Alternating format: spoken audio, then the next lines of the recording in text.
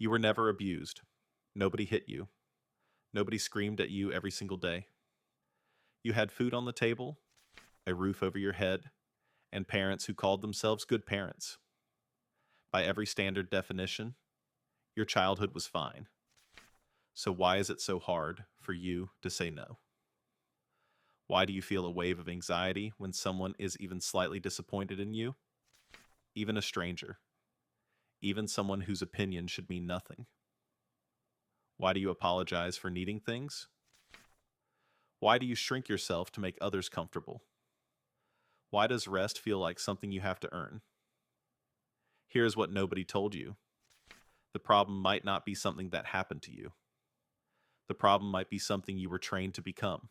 Picture a child, 7 years old, sitting at the dinner table. He finishes everything on his plate, even though he is full, because it makes mom happy.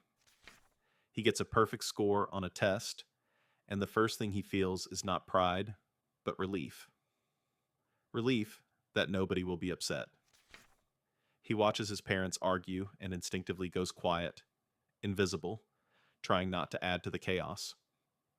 When a relative he barely knows asks for a hug, he gives it, even though every part of him does not want to, because refusing would cause a scene.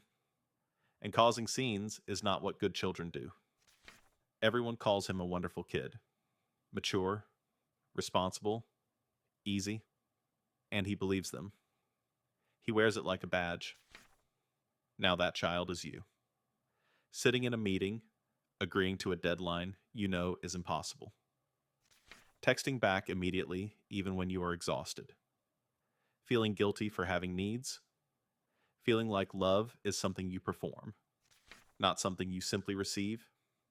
The good child grew up, but the training never stopped. Psychologists call this the good child syndrome.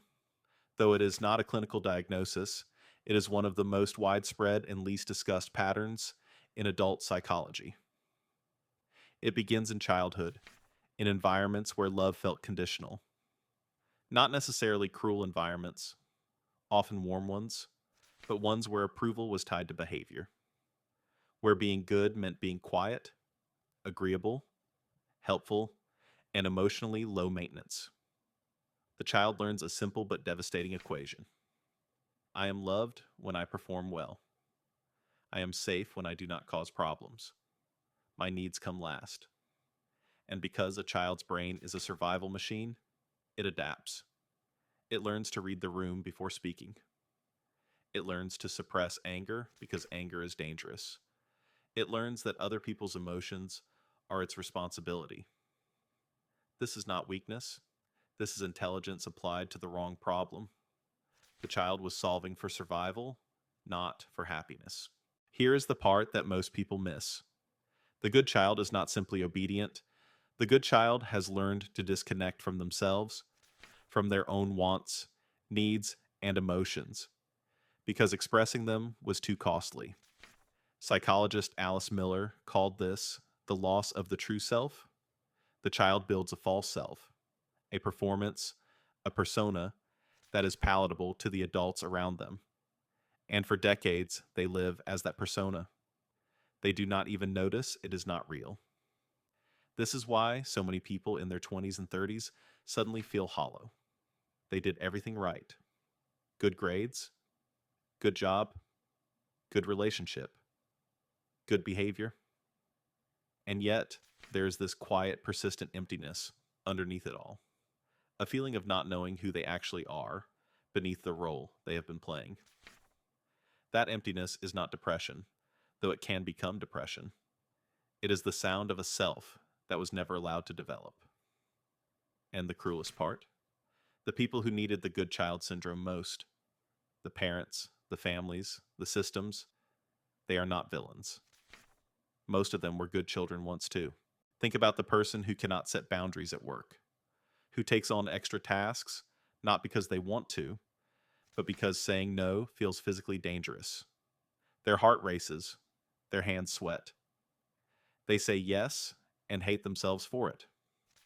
Think about the person in every relationship who over-explains, over-apologizes, over-accommodates, who reads their partner's silence as their own failure, who would rather betray their own needs than risk causing conflict. Think about the person who achieves extraordinary things and feels nothing. No satisfaction. Just a brief pause before moving on to the next thing they must accomplish to justify their existence. These are not character flaws. These are adaptive strategies that worked brilliantly for a 7-year-old and are quietly destroying the life of a 30-year-old. Now, here is what changes everything. You may have spent years believing that your ability to be agreeable, selfless, and accommodating is your greatest strength, that it makes you a good partner, a good employee, a good friend. And in some ways, it does. Empathy is real. Consideration is real. The capacity to put others first has genuine value. But there is a difference between choosing to be generous and being unable to choose otherwise. Real generosity comes from fullness, from a person who has enough safety, enough self-worth, enough identity that they can give freely. What the good child learned was not generosity. It was self-erasure. Giving not from abundance, but from fear. Fear of disapproval, fear of abandonment, fear of taking up too much space, and you cannot pour from an empty vessel. Which is why the most giving people you know are often also the most exhausted, the most resentful, and the most lost. The wound is not that you care about others. The wound is that you were never taught that you are also allowed to be cared for. Healing from the good child syndrome does not mean becoming selfish. It does not mean suddenly refusing everything and pushing people away. It means something quieter and far more difficult. It means learning, for the first time, that your needs are legitimate, that your anger is valid information, that rest is not a reward you earn. It is a basic human requirement. That love which disappears when you stop performing was never really love at all. It means grieving the childhood where you had to be so small to be accepted, and then, slowly, imperfectly, beginning to take up the space you were always supposed to occupy. You were not too much. You were just in a room that was too small. If this video felt like it was describing your life, share it with someone who needs to hear it. And if there is one thing I want you to take from this, it is simply this. The fact that you are asking these questions means the real you is still there. Waiting. It never left.